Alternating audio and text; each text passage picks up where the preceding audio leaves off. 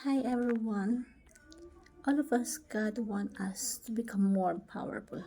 Lahat tayo may inihahanda ang Panginoon para sa atin. But before we reach that, we have to pass the process. Lahat tayo gusto natin makatanggap ng success. Gusto natin na makuha kung ano yung success na nilaan sa atin ng Panginoon. And it's only a matter of time na minsan gustong sumuko. And we have to learn how to walk with God. God makes you ready.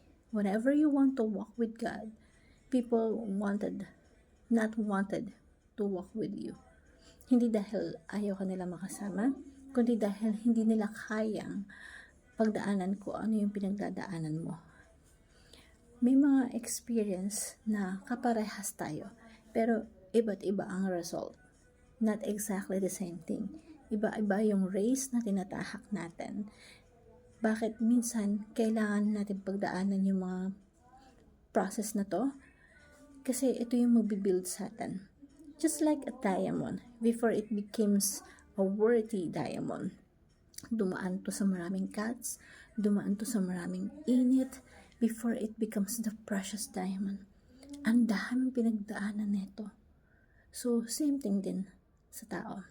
Kailangan natin pagdaanan yung process na yon because that makes us worthy.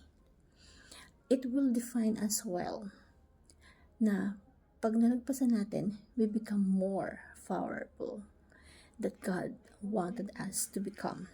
In order for us to become more powerful and success, kailangan nating maunawaan na hindi natin malalagpasan ng yon ng tayo lang. Malalagpasan natin yon at makakayanan natin yon when we walk with our God. Itong process na to, ito yung tutulong sa atin, ito yung magbibuild sa atin kung ano yung gusto ng ating Panginoon para sa atin. God always wanted us to become more powerful, to become more successful. At lahat ng yon, may maganda siyang plano para sa atin. Kailangan lang natin pagdaanan yung plano na yon. Sabi nga, when you pass this, everything will become okay. Mas mahirap, hindi madali, masakit. Minsan kailangan mo wala yung mga tao sa paligid na kailangan mo, na inaakala mo na you walk through with them in this kind of process. Pero hindi lahat kaya. Ang only God ang makakasama mo to pass this process.